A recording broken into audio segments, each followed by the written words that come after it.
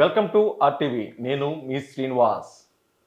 తెలుగు చిత్ర పరిశ్రమలో తనదైన శైలిలో వెండితెర మీద నవ్వులు పూయిస్తూ తన ట్రేడ్ మార్క్ హావభావాలతోటి ఎంతటి హీరోయిన్ అయినా సరే ఇమిటేట్ చేస్తూ వినోదాన్ని అందిస్తారు అతని పేరే పృథ్వీరాజ్. అనేకంటే కూడా 30 ఇయర్స్ ఇండస్ట్రీ అంటే అందరికీ సుపరిచితులు. సుమారు 100కు పైగా సినిమాలు, కమెడియన్గా, క్యారెక్టర్ ఆర్టిస్ట్గా, విలన్ ఇలాంటి అనేక పాత్రలు ఇమిడిపోయిన వ్యక్తి కొంతకాలం క్రితం రాజకీయ అరగ్రేటం కూడా చేయడం జరిగింది. వైఎస్ఆర్సీపీ ద్వారా రాజకీయాల్లోకి అడుగులు పెట్టిన అతను తప్పుడి అడుగులను సరిదిద్దుకునే క్రమంలో ఇటీవల కాలంలో మరో పార్టీ కండువా కప్పుకునే ఉద్దేశంతో కూడా బయటకు వచ్చి అదే పార్టీలో కొనసాగుతున్నారు. అతను మనతో పాటు ఉన్నాడు.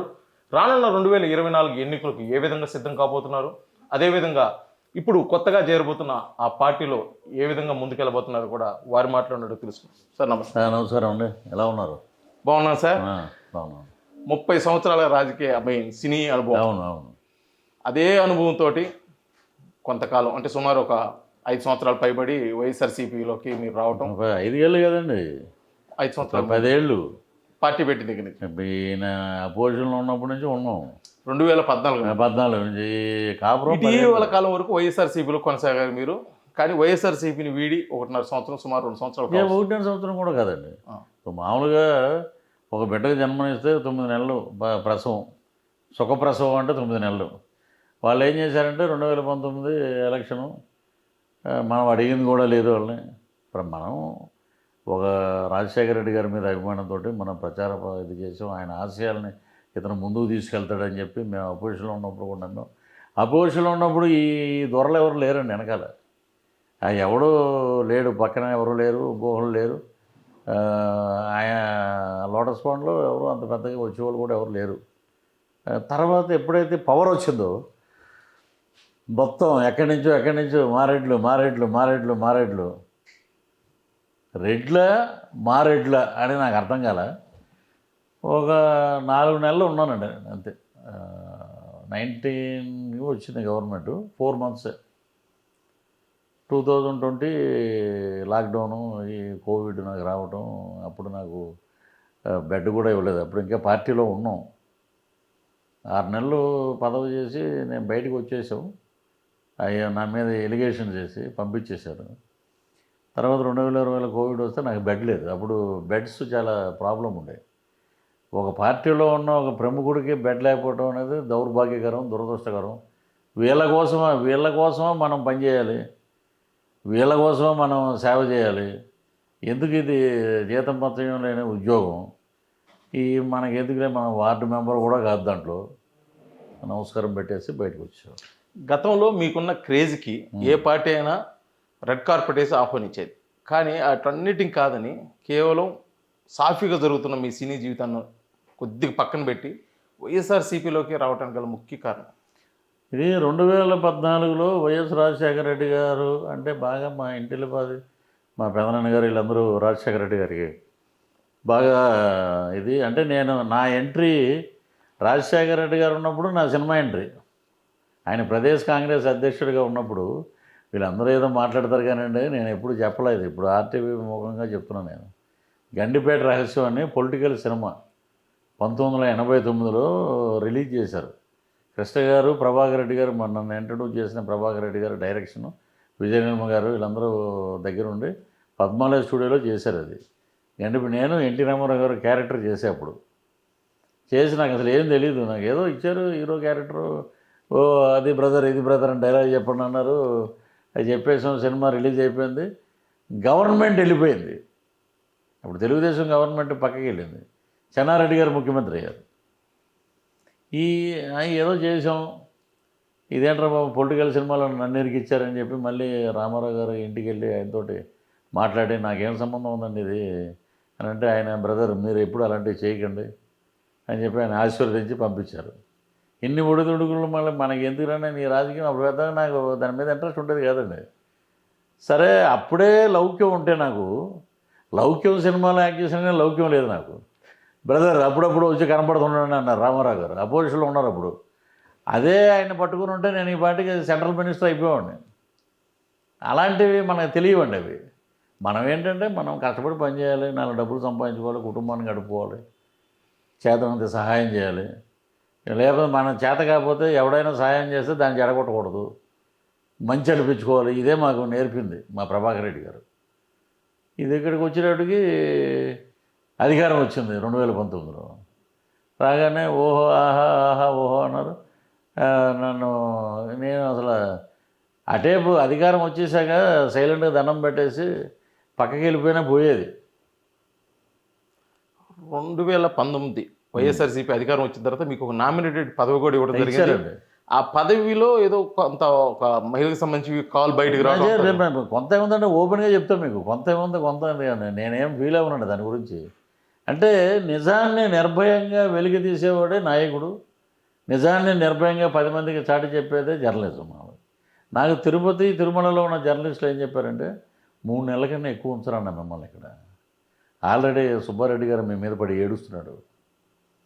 అప్పుడు ఇంకా బోర్డు రాలే. ఎస్విబిసి చైర్మన్ ఇతను అంటే 2 నేనే ఉండాలి కదా, మళ్ళీ ఈడేమన్నా తీసుకొచ్చి ఇక్కడ పెట్టారు. అది చూస్తే ఏంట్రా బాబు ఇలా వచ్చి వీళ్ళ మధ్యలో ఇరుక్కున్నాం మనం ఏంటి అక్కడికి వెళ్ళి క్యారవాన్ దిగి బయటకు వస్తే పెద్ద సినిమా అయితే 2 లక్షలు, చిన్న సినిమా అయితే 1,00,000, 1,50,000 ఏసీ రూమ్లో కూర్చొని హాయిగా డైలాగ్ 30 years ఇక్కడ, 25 years అక్కడ, నేను 4 డైలాగులు చెప్పుకుంటే సాయంత్రానికి డబ్బులు. ఏంటి పెంట అసలు. ఒకడు నేను నాయకుడు కద్దరు బట్టలు వేసుకోవటమే కాదు, నేను అప్పుడు ఎస్విబిసి చైర్మన్ అన్నారు, ఓన్లీ పేపర్లో ఎలుగెత్తి ఘోషించింది, ఛానల్స్ తెగేశారు, దండం పెట్టుకుని కరెక్ట్గా. అప్పుడు ఇంగ్లీష్ పేపర్లో కూడా from Krishnanagar to Jubilee hills to Tirumala hills అని పెట్టారు ఆర్టికల్స్.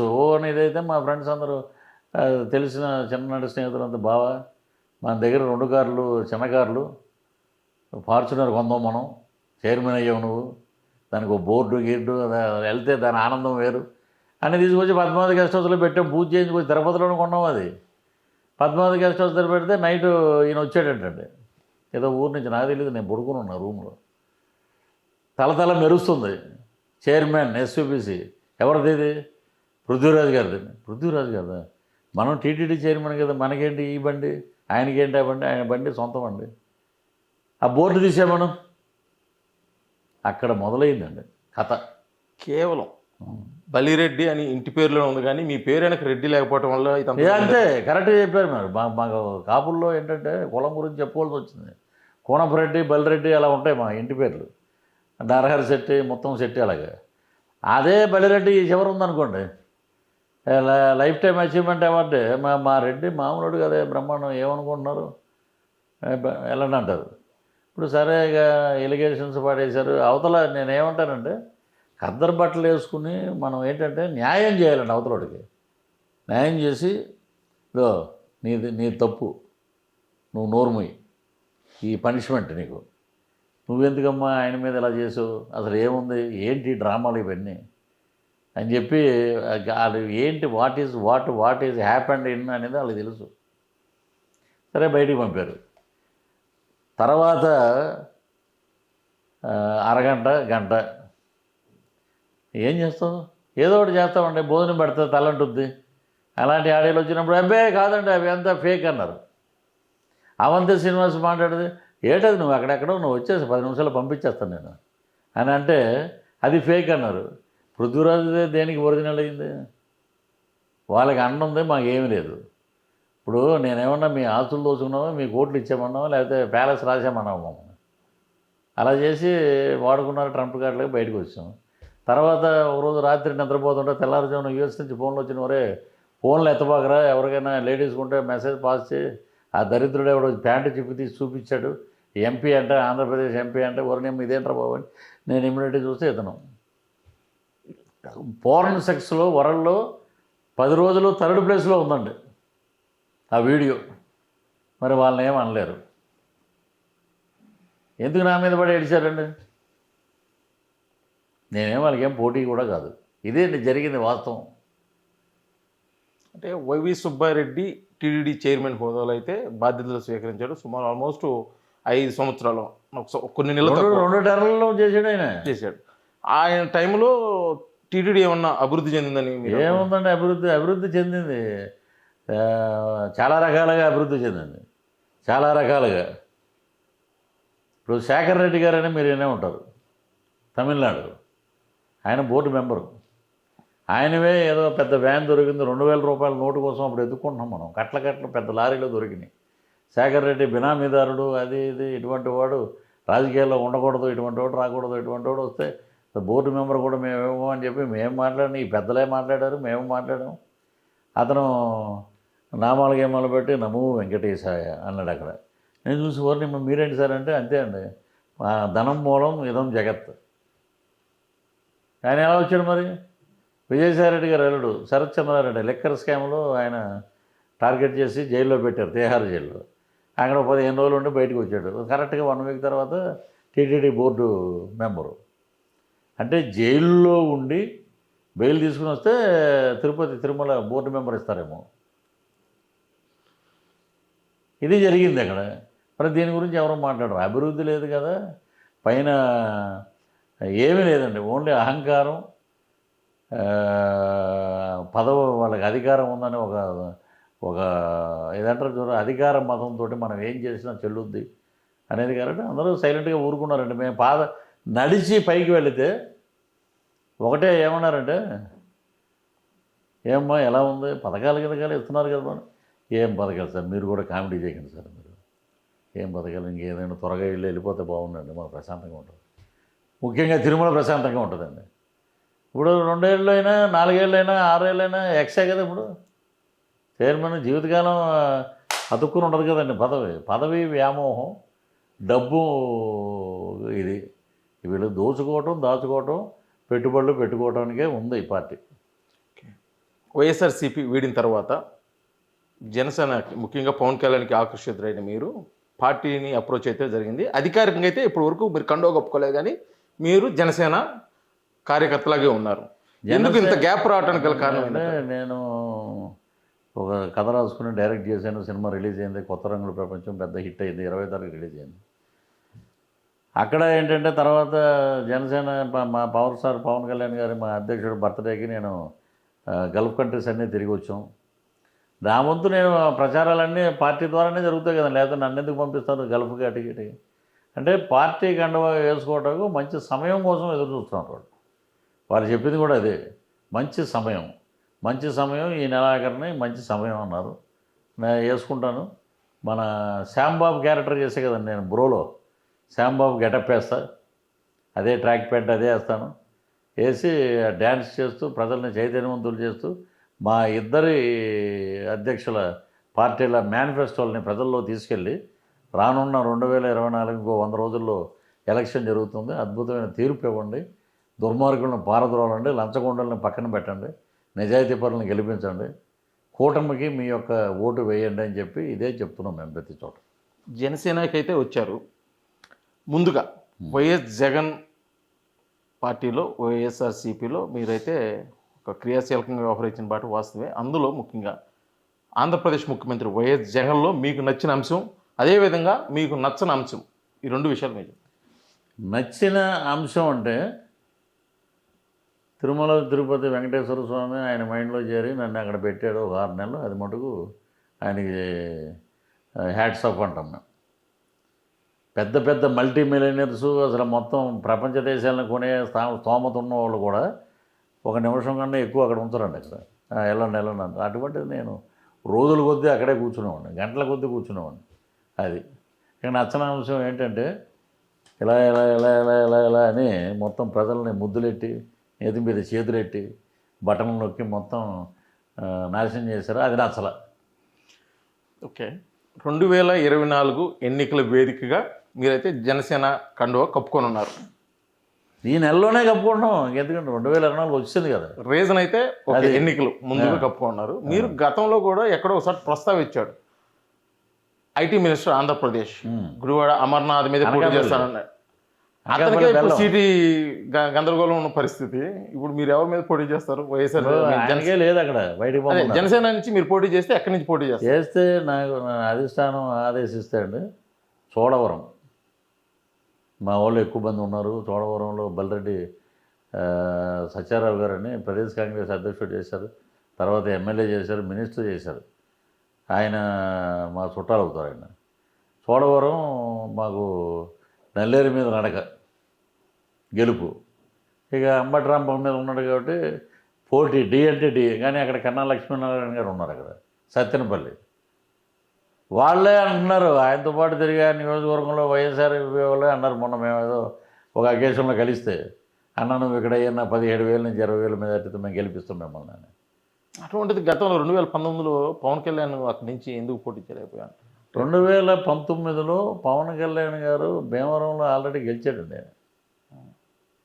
ఇప్పుడు ఆయన తర్వాత అర్థమైంది ఏంటంటే, మా పెద్దలు చెప్పారన్నమాట, ఎంఆర్ఓ కానీ కలెక్టర్స్ కానీ వాళ్ళ ఎంత మనం ట్రై చేసినా ఒక లీడింగ్ అధికార పార్టీ వచ్చాక దీన్ని ఆపుతారు, వాళ్ళకి ఫేవర్గా వెళ్ళిపోద్ది రిజల్ట్. అదే గాజువాకలో సెకండ్ ప్లేస్లో జనసేన ఉందండి, తిప్పల నాగిరెడ్డి మీద, వైసీపీ మీద. అక్కడ పల్లా శ్రీనివాస్ గారికి 45,000 50,000 చిల్లర వచ్చినాయి. అవి ఆయన కలిసి ఉంటే జనసేనకి అప్పుడు కలిసి ఉంటే ఇంచుమించు ఒక 51 సీటు అలా పోయినాయండి. తెలుగుదేశం జనసేన విడిగా ఉండటం వల్ల వీళ్ళు లబ్ధి పొందారు. ఇప్పుడు 2024 ఎన్నికలకు మీరు అన్న విధంగా టీడీపీ జనసేన పొత్తులతో అయితే వెళ్తుంది. ఇప్పటి వరకు ఇంకా కొద్ది రోజుల్లో నోటిఫికేషన్ కూడా విడుదల చేసే అవసరం అయితే అదైతే కనిపిస్తుంది. ఆ సమయం అయితే దగ్గరికి వచ్చేసింది. ఇప్పటికి కూడా సీట్లు సర్దుబాటు కాలేదు. కాకపోతే జనసేనకి ఎన్ని సీట్లు వస్తాయని చెప్పేసి ఇటు జనసేన కార్యకర్తలు కూడా ఒక క్యూరియాసిటీ, అదేవిధంగా ఒక ఆతృతగా కూడా ఎదురు చూస్తున్నారు. మీ ఉద్దేశ ప్రకారం జనసేనకి ఎన్ని సీట్లు వస్తాయి, ఎన్ని సీట్లు గెలవబోతున్నారు? 136 స్థానాలు అసెంబ్లీ స్థానాలు, 21 పార్లమెంటు స్థానాలు, ఇది ఫిక్స్ అండి. ఇది ఆ 4 స్థానాల్లో హోరాహోరీగా టఫ్ ఫైట్ జరుగుద్ది. ఇది చిత్తూరు పలమనేరులో పెద్దిరెడ్డి రామచంద్రారెడ్డి గారి మీద బీజేపీ పార్టీ అధినేత రామచంద్ర యాదవ్ గెలిచే అవకాశాలు నెక్ టు నెక్ ఉన్నాయి అక్కడ. సో ఓడిపోయిన బూతుల మినిస్టర్లు అందరూ సోదులో లేకుండా పోతారండి. పులివెందల్లో కూడా బీటెక్ రవి బ్రహ్మాండంగా ఉన్నాడు మా సర్వేలో. సో పీకే సర్వేని యాక్సెప్ట్ చేస్తారు, లగడపాటి రాజగోపాల్ని యాక్సెప్ట్ చేస్తారు. పృథ్వీరాజ్ సర్వే ఎందుకు యాక్సెప్ట్ చేయరు? రేపొద్దున ఇదే మెయిన్ అవుతుంది చూడండి. శ్రీకాకుళం నుంచి తీసుకుంటే నేను ఆంధ్ర యూనివర్సిటీ అక్కడే చేశాను కాబట్టి ఎంఏ, 10 స్థానాల్లో 8 స్థానాలు కూటమి. అలాగే విజయనగరంలో ఇంచుమించు 6 స్థానాలు కూటమి. వైజాగ్ వచ్చేటప్పటికి 2 3 వీళ్ళకి వస్తాయండి వైసీపీకి. అక్కడ విజయ కేతనాలు అక్కడ. ఇలాగే వస్తే ఎంపీ లైన్ చూస్తే అక్కడ మన ఎర్రనాయుడు గారి అబ్బాయి మళ్ళీ గ్యారంటీ అతను. ఈ వీళ్ళు ఏ ఉద్దేశంతో వైనాట్ 175 అంటారో మాకైతే తెలియట్లే. కూటమిలో అయితే ఇంతపాటికి సీట్లు సర్దుబాటు కావట్లేదు. సీట్లు సర్దుబాటు కావట్లేదు. ఒకవేళ మీరు అన్నట్టు 50 సీట్లు జనసేనకి ఇస్తే దాంట్లో ఎన్ని గెలుస్తారు? కూటమి సీట్లు సర్దుబాటు కాలేదనేది బయట వీళ్ళు అనుకుంటున్నారు. అధినాయకులిద్దరం మాట్లాడుకున్నారు, అధినాయకులు మైండ్లో ఉన్నాయి. వాళ్ళు ఏ సీటు ఎవరికి ఇవ్వాలో ఏంటి అనేది వాళ్ళు డిసైడ్ అయిపోయారు. అక్కడికే మ్యాటర్ ఎండ్ అయిపోయింది. ఇప్పుడు సపోజ్ మాకు 50 ఇచ్చారనుకోండి, ఇక మరీ దిష్టి తగిలితే 50 మేము గెలవలేము, కానీ ఏడుస్తారు కదా మిగతా వాళ్ళు. ఒక 2 3 అవతల పాడేస్తాం. 47 సీట్లు 90% మాదే విన్నాం 50 ఇస్తే. అదేవిధంగా ఇప్పటికే టీడీపీలో కొంత వర్గం అయితే ఉంది, అధిష్టానం మంచి క్యాడర్ ఉన్న నాయకులు అయితే ఉన్నారు. అదేవిధంగా జనసేనలో కూడా ఇటీవల కాలంలో గత 2014 నుంచి ఇప్పటి వరకు తీసుకుంటే గడిచిన 10 సంవత్సరాల్లో కూడా ఒక క్యాడర్ అయితే ఏర్పడింది. ఈ 2 క్యాడర్లు కలుపుకొని 2024 ఎన్నికలకి సజావుగానే, అంటే ఎటువంటి ఇబ్బందులు జరగకుండా, ఎందుకంటే ఆల్రెడీ ఇప్పటికీ కొన్ని విషయాలు అయితే బహిర్గతమైనాయి. కుమ్ములాట్లు, అదేవిధంగా స్టేజ్ మీదే ఒకరికొకరు అరుచుకొని ఒకరిపై ఒకరు దాడి చేసుకునే పరిస్థితిలో ఉంది. ఈ విధంగా ఇటువంటి పరిస్థితుల్లో 2024 ఎన్నికలు ఈ కూటమి ఏ విధంగా ముందుకెళ్తుంది, సజావుగా వెళ్తుందని మీరు ముందు మాది ఎక్కడో జగ్గంపేటలో ఏదో జరిగితే దాన్ని హైలైట్ చేసి చూపించారు. ఇప్పుడు మొత్తం అలాంటి కుమ్ములాట్లు కొట్టుకోవటాలు చాలా జరిగినాయి ఈ అధికార పార్టీలు. నా సీట్లు లేకుండా చేస్తామని మేము నీకు ద్రోహం చేసాం. కాపు రామచంద్రారెడ్డి రాయదుర్గం ఎమ్మెల్యే, ఆయన బావా అని పిలుస్తుంటాడు. సామూహిక వివాహాలు జరుగుతుంటే మేమే వెళ్తుంటాం అక్కడికి ఎక్కువ, ప్రతిసారి గెస్ట్గా.